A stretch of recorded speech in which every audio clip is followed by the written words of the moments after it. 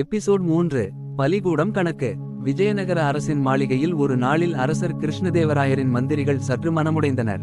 அரசர் அரசவையில் உட்கார்ந்து சபாநாயகரிடம், நம் கோயில்களின் நிதி கணக்குகள் சரியாக உள்ளதா, அந்த பணம் உரிய இடத்துக்கு போகிறதா என்று கேட்க, சபாநாயகர், மன்னா, நம் பலிகூடங்களில் உள்ள சில கணக்குகள் சந்தேகத்திற்குள்ளாக இருக்கிறது.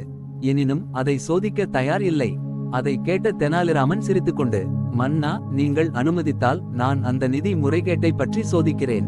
அது கேட்டு அரசர், நீ அப்படி செய்வாய் என்றால் மக்களுக்கு நல்லது.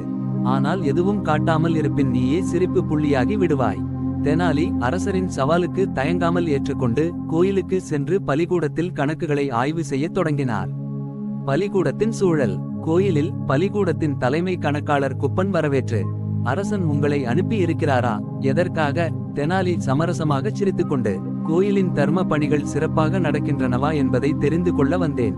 அதுவும் கணக்குகள் சரியாக உள்ளதா என்பதை பார்த்து பத்திரமாக சொல்வதற்காக. கணக்காளர், என்ன சந்தேகமே இல்லை, எங்கள் பணிகள் அனைத்தும் புனிதமாக நடக்கின்றன.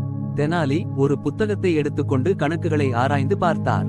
ஆனால் பக்கங்கள் சில வெறுமையாகவும் சில இடங்களில் கூடுதல் எண்களாகவும் இருந்தன. அதை பார்த்த தெனாலி அங்கு இருப்பவர்களை கேள்வி கேட்டார், இந்த மாதிரி பிழைகள் ஏன்? பக்தர்கள் கொடுத்த காணிக்கைகள் முழுமையாக கோயிலின் பணிக்காக செலவாகுகிறதா? அவர்கள் யாரும் சரியான பதிலை அளிக்க முடியவில்லை. தந்திரமான சோதனை. தெனாலி அடுத்த நாள் கோயிலில் ஒரு தந்திரமான அறிவிப்பை அறிவித்தார். இந்த வாரம் கோயிலில் தர்மகாரியத்தில் பங்களிக்க விரும்பும் அனைவருக்கும் பொன்னொன்றை பரிசாக தரப்படும். காணிக்கையையும் அளவுக்கு அதிகமாக வழங்குங்கள். அந்த செய்தி பரவ பல பக்தர்கள் கோயிலுக்கு வந்து அவர்களால் முடிந்த அளவுக்கு காணிக்கைகளை செலுத்தினர். தெனாலி இந்த பண பரிவர்த்தனைகளை கண்காணித்து ஒவ்வொரு காணிக்கையும் பலிகூட கணக்கில் சரியாக சேர்த்தாரா என்பதை சரிபார்த்தார்.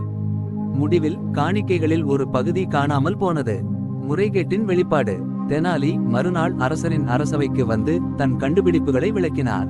மன்னா, பலிகூடத்தில் கணக்குகள் சரியாக இல்லை. பக்தர்கள் செலுத்திய காணிக்கைகளில் ஒரு பகுதி குறிப்பிட்ட நபர்களின் கையில் தங்கியுள்ளது.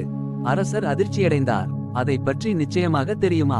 தெனாலி சிரித்துக்கொண்டு, ஆம் மன்னா, தர்மம் செய்யும் இடத்தில் கூட பணம் தவறாக செலவழிக்கப்படுகிறது.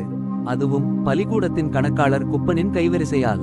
அதை கேட்டு குப்பனை அவசரமாக அழைத்து வந்து விசாரித்தார். குப்பன் தவறை ஒப்புக்கொண்டு, மன்னா, என்னை மன்னிக்கவும். நான் பல வருஷங்களாக இதை செய்து வருகிறேன். நேர்மையின் பாடம். அரசர் குப்பனை தண்டித்து, அரசர், பொது பணியில் எந்தவிதமான மோசடியும் அனுமதிக்கப்படாது. கோயிலின் நிதி என்பது பக்தர்களின் நம்பிக்கையின் அடையாளம். அதை நாசம் செய்ய நினைப்பவர்கள் கொடுமையாக தண்டிக்கப்படுவார்கள்.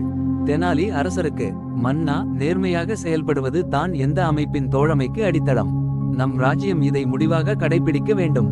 அரசர் தெனாலியை பாராட்டி அதற்காக பெரிய பரிசையும் அளித்தார். இவ்வாறு தெனாலி தனது நகைச்சுவை திறமையால் மற்றவர்களை விழிப்புணர்ச்சியுடன் செயல்படச் செய்தார்.